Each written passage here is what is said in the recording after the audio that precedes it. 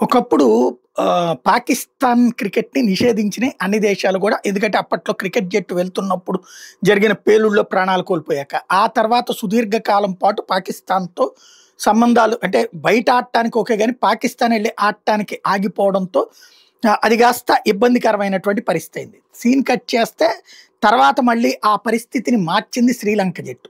శ్రీలంక జట్టు అక్కడికెళ్ళి పార్టిసిపేట్ చేయడంతో మళ్ళీ పాకిస్తాన్‌కి ఇతర దేశాల జట్లు వెళ్లి ఆడటం ప్రారంభమైంది.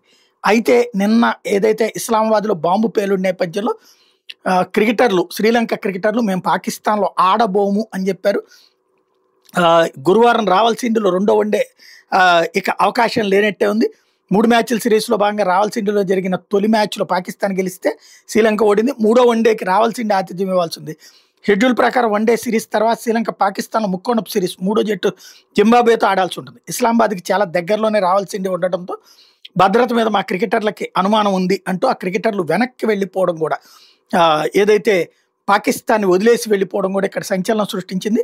వాస్తవంగా 2009లో లాహోర్‌లో గడాఫీ స్టేడియానికి వెళ్తున్నప్పుడే శ్రీలంక క్రికెటర్ల మీదనే బస్సు మీదనే తీవ్రవాదులు దాడి చేయడం, అజంతా మొండిస్, చెమిందా వాసు, మహేలా జయవర్ధనే సహా చాలా మంది ఆటగాళ్లు ఆ దాడిలో గాయపడ్డం, అనేక మంది భద్రతా సిబ్బంది మృతి చెందడం. ఆ దాడి నేపథ్యంలో దాదాపు దశాబ్దం పాటు విదేశీ జట్లు పాకిస్తాన్‌కి వెళ్ళలేదు.